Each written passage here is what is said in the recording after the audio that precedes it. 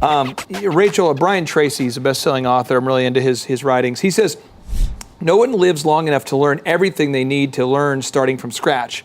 To be successful, we absolutely, positively have to find people who have already paid the price to learn the things that we need to learn to achieve our goals.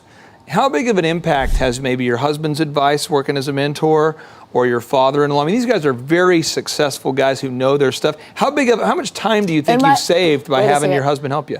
Clay, and my husband's really cute too. That doesn't hurt. So how is your husband's infinite cuteness and his awesome mentor? In all sincerity though, because despite the fact that you love the guy, he knows his stuff. He knows his stuff. How much time has that saved you or helped you? Oh, I mean, it's been everything, honestly. Like, it's like that whole, hire to your, know your weaknesses and things like that. And we're definitely like, my strengths are his weaknesses and his strengths are, and like, he's just grown up his dad, we were looking up all the licenses that his dad has pulled, and it was like amazing, from game board companies to soda companies to like bananas when he was early in his career. So Jonathan grew up during those years when there was just like, running after like all of those things. I know in my career, mentors have helped me expand my thinking. So, right now on Thrive, the idea behind Thrive is to create a place where you can find a mentor whenever you want, 24 hours a day. You're not limited by their availability or their time or where they're at, or even if they're alive. I mean, you can just go up there, watch, learn from them. It's amazing. And I know that for me, when I've met a few mentors, they've expanded my thinking, where I didn't even think.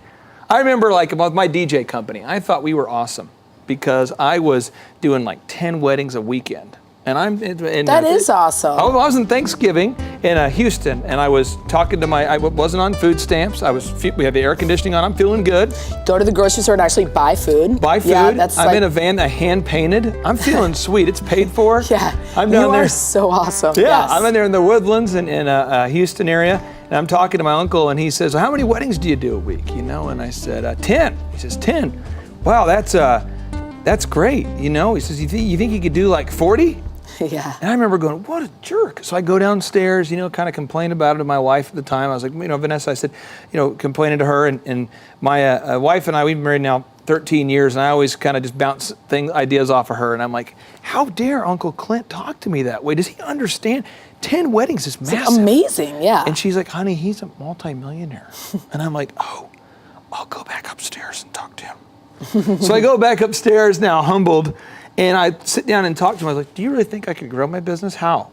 And he starts telling me stuff like, well, make duplicatable processes, make checklists, make systems, and I'm, what are these things? I'm just totally amazed.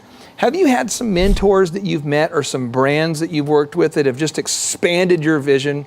Okay, I think a lot like you, Clay. And so everything I've done, even from the very beginning, I'm like, this is awesome. I had 5 Etsy sales this week. That is awesome. Boom. And so I feel like, a point that I definitely want to make is people do know more than you. You know what I mean? Like, they can help you. Be open for that help, first of all. Like, really listen. Would you say that, I had a mentor who recently, this was actually last week, it was on Friday. He sent me an email. This is like 3 days ago. He sent me an email. He says, hey, I want you to know that you'll always continue to grow if you will continue to be approachable and coachable. Right. Thank you for listening. And I'm going, was that one of those things where he means that I'm not being approachable and coachable?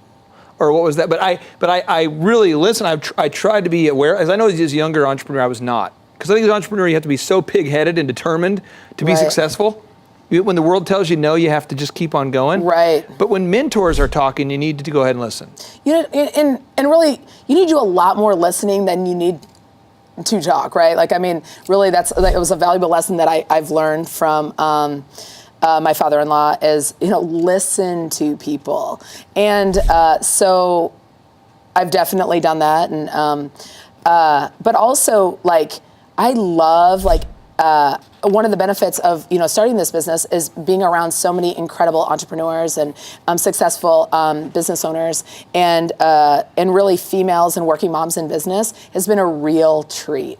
And so I have gotten the opportunity to meet some amazing women that have built companies from their kitchen tables on up, and I have definitely learned a ton of great stuff.